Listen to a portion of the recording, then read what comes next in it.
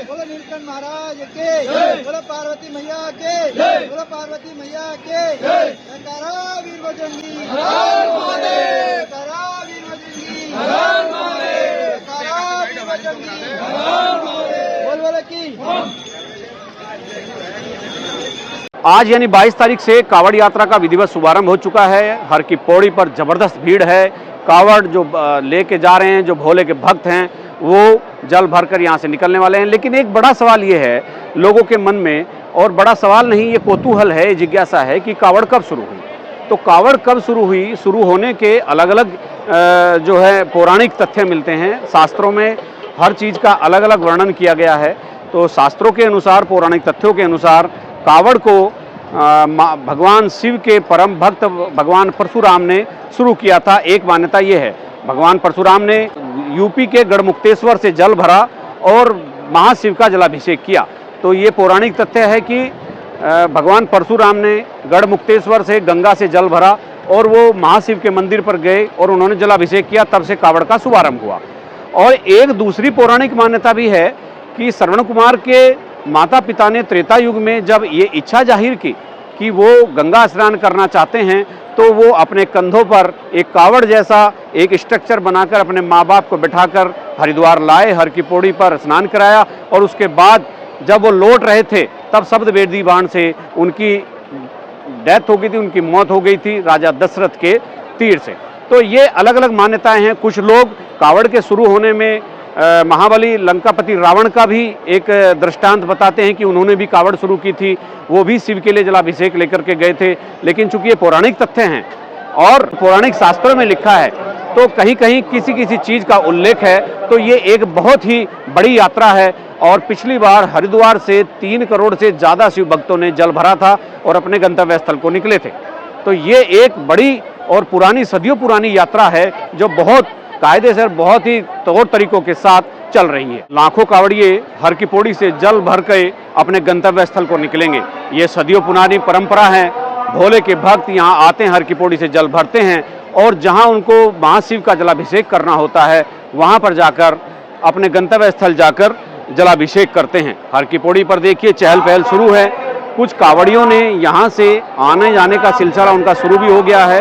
कुछ जो दूर के लोग हैं वो जल भर के यहाँ से निकल रहे हैं। और शिव भक्त हर की पौड़ी से गंगा जल लेकर अपने गंतव्य को निकलेंगे, तो सबसे पहला जो टर्न होगा वो ये टर्न होगा चंडी देवी का जो पुल है, जो चंडी घाट है, उस चंडी घाट से आपको मैं वो पहला टर्न दिखाता हूँ कि पीछे की तरफ से हर की पौड़ी से लोग आएंगे और ये चंडी पुल है। और सामने आप देख सकते हैं पहाड़ के ऊपर चंडी देवी का मंदिर है।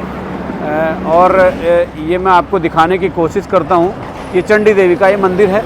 लेकिन ये चंडी पुल मैं आपको इसलिए दिखा रहा हूँ क्योंकि हर की पौड़ी से गंगा जल भरने के बाद जो कावड़ हैं, वो कावड़िए इस पुल से निकलेंगे, तो वो कहाँ जाएंगे आखिर? तो वो जाएंगे बिजनौर, वो जाएंगे उधम सिंह नगर, वो जाएंगे हल्द्वानी, वो जाएंगे मुरादाबाद, संभल, बरेली, पीलीभीत, बदायूं।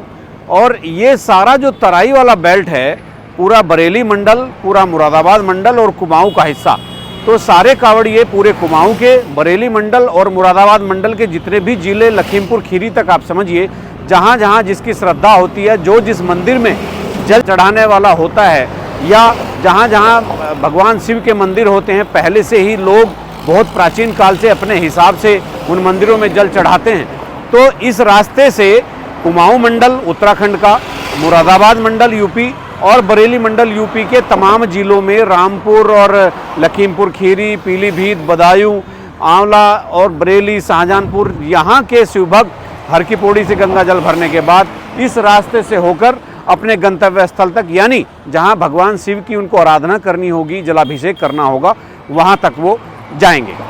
और यही शिव की महिमा है। उनकी भक्ति में, उनकी साधना में लोग सैकड़ों सैकड़ों किलोमीटर दूर पैदल चलकर जलाभिषेक करने पहुंचते हैं। हर की पौड़ी से गंगा जल लेकर चलने वाले शिव भक्तों के लिए जो एक मुख्य मार्ग होता है, जैसा मैंने भी आपको चंडी घाट वाला दिखाया, वहाँ से कहाँ कहाँ के कांवड़िए जाते हैं, कहाँ कहाँ के किस किस क्षेत्र को वो बिलोंग करते हैं, कहाँ कहाँ जाना होता है। लेकिन मुख्य मार्ग जो है, जहाँ मैं इस समय खड़ा हूँ, ये मुख्य मार्ग है हर की पौड़ी से ठीक 3-4 किलोमीटर आगे ये दिल्ली हाईवे है।